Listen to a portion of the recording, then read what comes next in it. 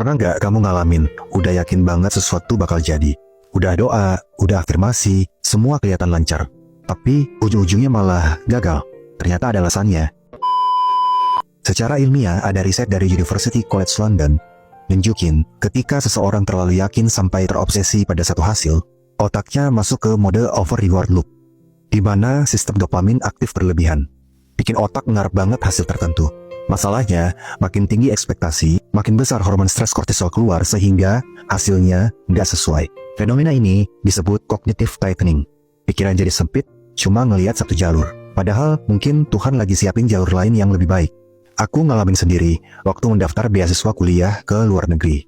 Aku udah yakin banget bakal berangkat. Beasiswa udah di tangan, nilai aman, semua berkas beres. Hanya tinggal menunggu surat penerimaan dari kampus luar negeri yang aku tuju. Satu persatu, kampus itu memberikan hasil seleksi, tapi ternyata tak satu pun yang keterima alias gagal. Sehingga aku pun tidak jadi berangkat. Waktu itu aku ngerasa down banget.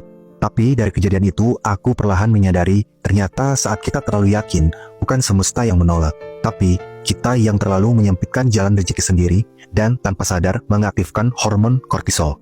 Dari sisi energi, yakin yang sehat itu terasa ringan, mengalir, dan percaya. Tapi kalau yakinmu berubah jadi takut kehilangan hasil, energinya malah turun jadi getaran rendah. Vibrasi, ketegangan, dan penolakan. Dalam law of vibration, energi yang berasal dari rasa takut nggak bisa sejajar dengan energi hasil yang kamu mau. Ibarat kamu bilang, aku yakin akan dapat, tapi di dalam hati masih gemetar. Takut banget kalau nggak kejadian. Itu bukan keyakinan, itu kecemasan yang disamarkan. Riset dari HeartMath Institute bilang, orang yang yakin tapi tegang punya pola jantung tidak sinkron. Sementara orang yang yakin tapi tenang, gelombang jantungnya harmonis. Itulah vibrasi penerimaan. Dan anehnya, setelah aku gagal beasiswa itu, aku berhenti maksa dan mulai pasrah pada Allah. Kalau ini bukan jalanku, tunjukkan yang lebih cocok. Malah yang datang tawaran kerjaan baru.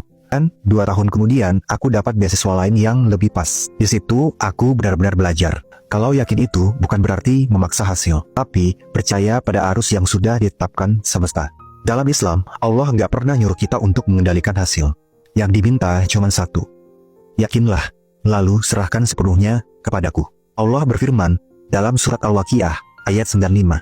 Sesungguhnya ini adalah keyakinan yang sebenar-benarnya. Artinya, keyakinan sejati bukan tentang aku harus dapat ini, tapi aku yakin Allah tahu versi terbaiknya untukku. Aku akhirnya paham, yakin bukan berarti menggenggam keras-keras sesuatu yang aku mau, tapi percaya penuh sambil melepaskan kontrol. Karena begitu, aku berhenti maksa. Aku justru mulai ngerasain tenang. Dan keajaiban datang tanpa aku paksa lagi.